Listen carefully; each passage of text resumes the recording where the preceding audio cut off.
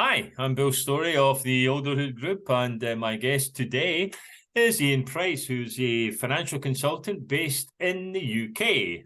Hi, Ian. Hi, Bill. Nice to see you as always. Great to have you aboard. So, Ian, there's a lot of concern these days about pensions, about the retirement pension.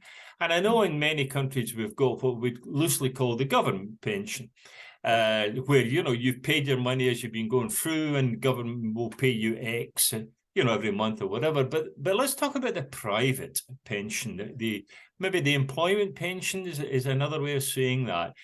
I think most employment pensions obviously are based on how much money you put in and therefore how much money you can get out. But the out part of that, the monthly payment, I think in many cases is determined by the value of that pension pot at any given point in time. Now, the problem is that with the sort of markets around the world, the equity markets in particular being significantly down. I mean, 25% in many cases being down. Obviously, that affects the value of the pension pot, and probably impacts the monthly payment on a go-forward basis. So, I would really, like to hear from your thoughts on this idea of if you are not retired, so you're still working, you're still contributing to your employment pension, but you're seeing the value thereof, hopefully temporary, but you're seeing the value go down. What should you be doing? Bill, I think it's very topical, this, Bill, with what's going on, like you said, in the world today. Somebody described it, it's the old cliche about what's going on. It's a bit like it's going on like you flying back to the UK, you're on a plane, there's turbulence, you don't like it, but that turbulence will pass. I think that's what's happening in the markets at the minute. The problem is I don't think anybody quite knows where this turbulence is how long it's going to continue. But again, you've got to be careful. All markets perform like this over certain periods. This is nothing out of the ordinary. It just always feels worse when you're in it. I think, Bill, I think you're quite right. If you're thinking about your investments, you can start thinking what happens if. So I think to me, this is normal. It does happen every so often. Markets become turbulent and volatile. The key thing is, I always say, don't panic. The thing is, do not panic. I don't want people necessarily, it's worth looking and reviewing your investment strategy, but I don't want to necessarily change it because you might be selling assets at a lower value than they're probably worth in maybe 6 months' time. So to me, holding fire is really good. What I've always said is if you're planning for retirement, doesn't matter where you are in the world, at some point, you need assets to give you an income to live off when you get there. You're quite right. A lot of jurisdictions have some form of government pension that's sort of guaranteed. So if you look in the UK, you may have seen, Bill, I know you keep a bit of an eye on us. We've just recently had, I think, is it an October statement budget, whatever, but they've just agreed that that's going to go up and it's going to be about £10,500 next year as a basic old age pension. Well, that's guaranteed. So the following year, you've got a new base, that will go up. So when you're planning, what I'd always start thinking, even if you're investing today, what have you got that's guaranteed? What will that happen in the future? If you're then investing your money in some form of pension that's on the market, the key thing to do is, if you're paying monthly, there are some benefits for a volatile market, because as the market goes down and you're investing, you're buying more units at that price. So when the market goes back, it goes back up. Something called pound cost averaging comes into it. I'm sure you've heard, Bill. So in some ways, a volatile market can help if you're paying on a monthly basis. So what you shouldn't do is stop your contributions. That is absolutely clear. The worst thing you should do is now, I'm really worried about the market, therefore I'm going to stop my contributions. No, that is still invest in the market. Let's see where the market goes. But what I've been saying is, it's like a timeline about when will you need to access that fund to produce an income is going to be the key point, Bill. Let me try this on you, if I may, this sort of concept. If we're talking about people who are not yet retired, but also obviously that would range, 20s, 30s, 40s, 50s, etc. Would it be fair, would it be correct perhaps to say that if you are in your 20s and 30s, I mean, subconsciously, you are, planning for your retirement because you're contributing into a pension fund even at that age, even though you're not sort of thinking about retirement at the moment. But if you're in the 20s, 30s, maybe even to the 40s, should you be less concerned than if you're in the 50s and 60s, still before retirement? Okay. In other words, I don't want to say you disregard the value of the pension if you're the pension value if you're in your 30s, 40s. I don't quite mean it like that, but is it such an acute issue at that age as opposed to the 50s and 60s? The key thing is the closer you are to retirement, the more worried you'd be with a volatile or turbulent market. If you said, like, you go back to the sort of my daughter's ages, they're so far away from ever needing that money. This is just a classic investment story. Bill, I would hate to say how old we are, but between us, we've seen every type of market readjustment you've ever seen in the world. From financial crisis to interest rate, we've seen everything.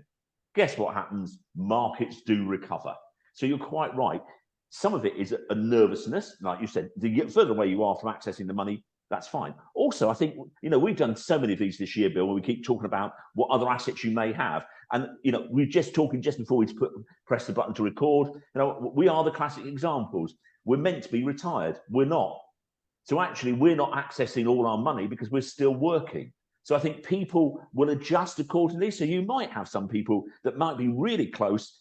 Let's say, for instance, they've lost 25% of their fund. Now, that will come back. They might decide, you know what, I might not retire next year. I might decide to work 3 days a week, which will actually make up that shortfall or mean that I don't have to access my fund just yet. Because obviously, the longer you leave not accessing the fund, more time you've got for markets to recover. I do think, genuinely, that if you're getting closer to retirement each year, you should be sitting down with yourself and your advisor to just say, where are you? What's happened? So, like I've said many times, I have an advisor. I spoke to him recently. I think my fund's down around about 10% as at today. It's been much lower. It's coming back up slowly but surely. But I actually don't need to draw it. So to me, it's somewhat irrelevant at the minute. But you're absolutely right, Bill. The closer you are, you might do what you and I do, which is, like we say, we do a bit of work, get a bit of income in. So actually, we don't need to draw on our funds. Or you might decide to use other assets. Does that make sense? So there may be other assets you have in your portfolio that you actually say, well, actually, I think I'd rather draw that income down compared to this income down because of X, Y, Z. All right, let's move fast forward.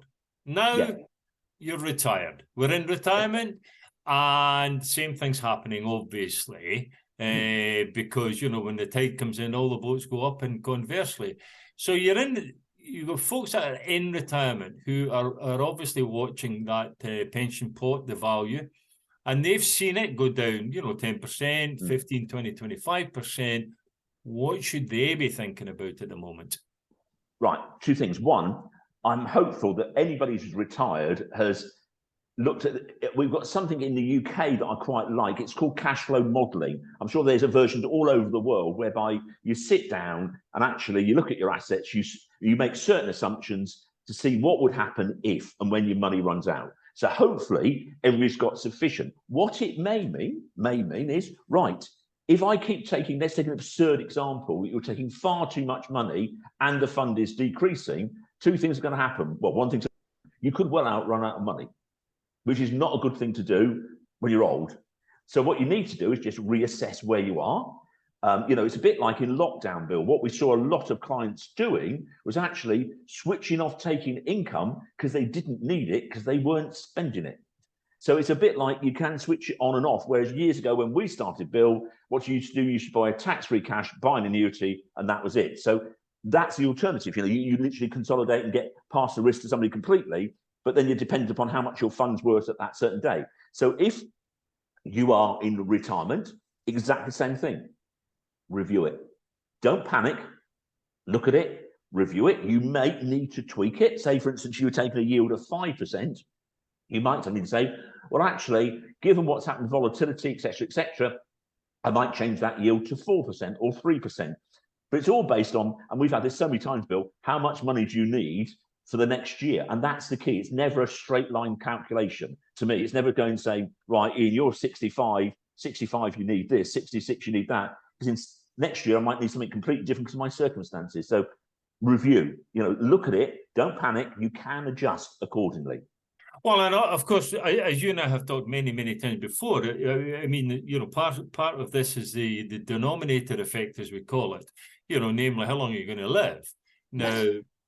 I don't think we've come up with a formula yet to give us an answer. But that, that's obviously part of this, calculation. But the other part of the calculation, I don't want to go too deep into this, but I think it's germane to what we're talking about. Namely, we're kind of really talking about a drawdown type of pension as opposed to the annuity type of pension, where prior to this market sell-off, if you want to call it, if you, as a retired person, if you had taken the annuity, then that annuity was determined to pay out X per month for the rest of life, then that would not have changed, I presume. Whereas it's the drawdown that would be changing if it's based on pension pot value. Am I right in saying that? Spot on, Bill. And in fairness, absolutely right. So if you'd bought an annuity, to a certain extent, you don't have to worry about the markets, because actually that's somebody else's problem. That's the risk they've taken. Funny enough, what's happened recently I know it's UK specific, I saw it saying the rate. Suddenly what's happened recently, given the market adjustments and interest rates, funny enough, annuity rates have gone up. And that basically means the amount of money you're going to get for the capital you give to the insurance company started to look a little bit more attractive. And I was with one client where it actually got to 6%. So for £100,000 or $100,000, you get £6,000 or $6,000. Actually, they were thinking about, do they de-risk some of the fund by buying an annuity? Actually, they decided not to. So there are things like that to consider as well, Bill. If there's always a yin and a yang in a market to say, that's going down, but that's going up. So you might suddenly decide, if your circumstances are right, why not take some of the risk off the table by buying, let's say you've got £1 million or $1 million fund, you might decide, right, let's take, 10%, 100,000, and see if there's an annuity out there that's relevant. So there are so many different variants and levers you can pull, Bill, but the key thing is don't panic. Yeah, I think the big takeaway here is that, don't panic. But I think also, pay attention. Pay attention to not just your, as it were, the employment pension, but, the government pensions, obviously, etc. as well. But pay attention because, if you're going to live another 10, 15, 20, 25 years or more, there's going to be swings and roundabouts, a roller coaster effect, etc., etc., etc. You really need to be on top of it. I don't think you need to be a financial guru to do it. I think you're absolutely correct when you talk about the cash flow modeling, which we've advocated, years and years and years. I do it myself every month. Well, every day, actually.